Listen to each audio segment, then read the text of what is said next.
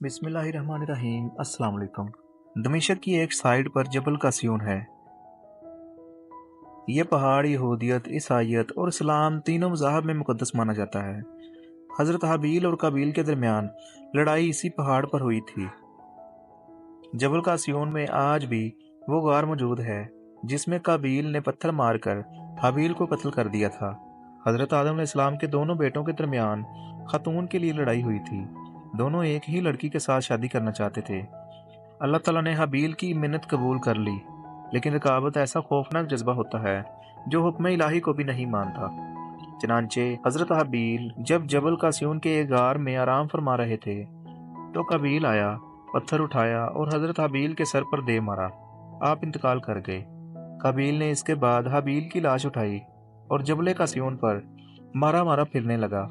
कव्वे ने मदद की, जमीन खोदकर दूसरे कव्वे को दफन किया।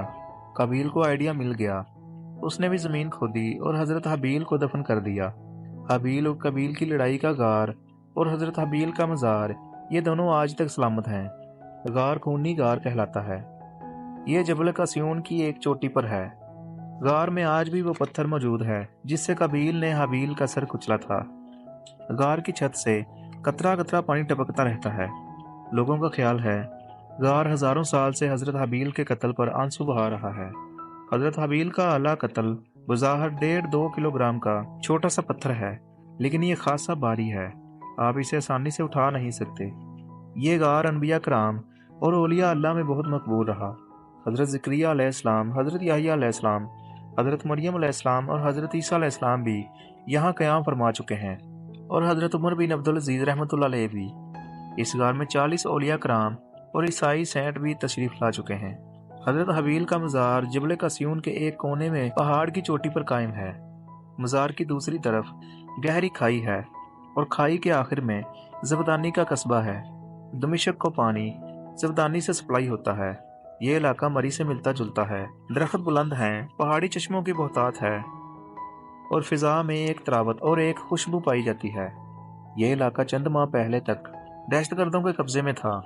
बागियों ने चंद दिनों के लिए दमिश्क का पानी भी बंद कर दिया था, लेकिन यह अब वापस हुकूमत के कब्जे में आ चुका है। हजरत हाबील की कब्र आम कब्रों से लंबी है। यह उनके कद आवर होने की निशानदही करती है। हुकूमत ने मज़ार को बचाने के लिए वहाँ फौजी चौकी बना दी है। चौकी पर 2 तोपें सर उठाकर खड़ी हैं। हाफिज इब्ने साकर रहमतुल्लाह अलैह ने दमिश्क की पहली तारीख लिखी थी। यह तारीख 80 जिल्दों पर मुश्तमिल थी। ये अपने दौर के अजीम आलिम, मुअर्रिख और मुहद्दिस थे।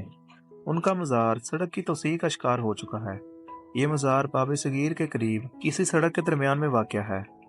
इब्ने तैमिया और इब्ने कसीर रहमतुल्लाह अलैह दोनों इल्म के समंदर थे। ये 1000 साल से दुनिया भर के आलमों को मुतासर कर रहे हैं। ये दोनों उस्ताद शागिर्द थे। ये दोनों मुकाबरल सूफिया में मदफून है।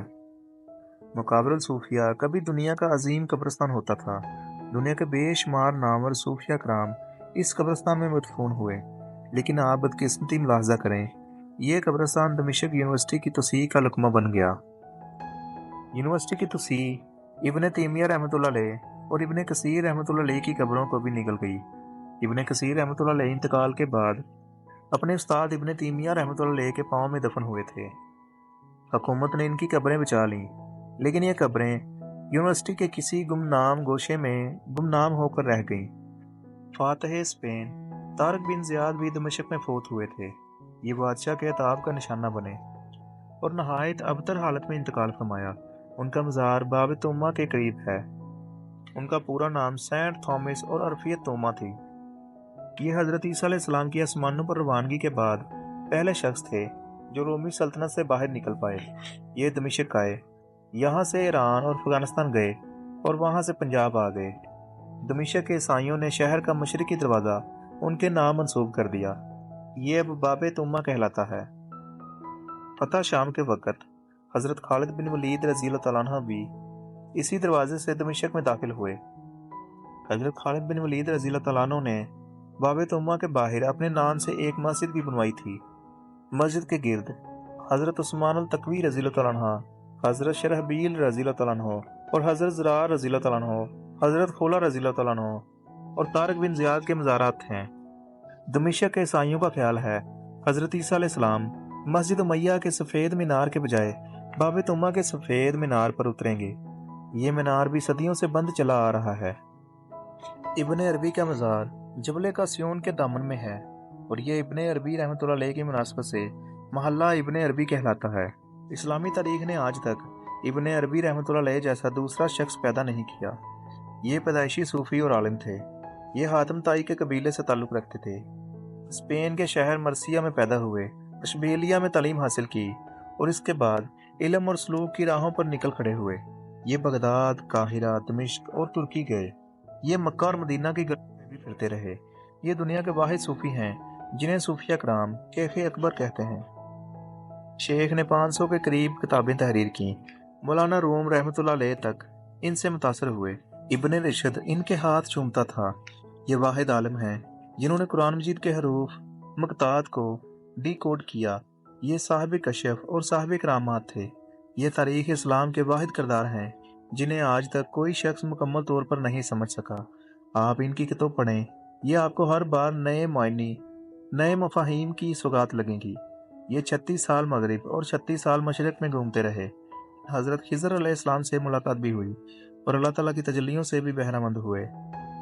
یہ دمشق آئے اور آخری سانس تک اسی شہر میں مقیم رہے۔ انتقال سے پہلے پیشن گوئی کی، میری قبر گم جائے گی، یہ اس وقت دوبارہ ظاہر ہوگی جب سین شین میں داخل ہوگا۔ حضرت ابن عربی رحمۃ اللہ علیہ کی قبر واقعی گم ہو گئی۔ ترک سلطان سلیم اول نے 1516 عیسوی میں شام فتح کیا۔ یہ جوں ہی دمشق میں داخل ہوا، ایک پرانے گھر کی دیوار گری اور حضرت ابن عربی رحمۃ اللہ علیہ کا مزار ظاہر ہو گیا۔ ابن عربی کا پورا نام حضرت محی الدین ابن عربی رحمۃ اللہ علیہ ہے۔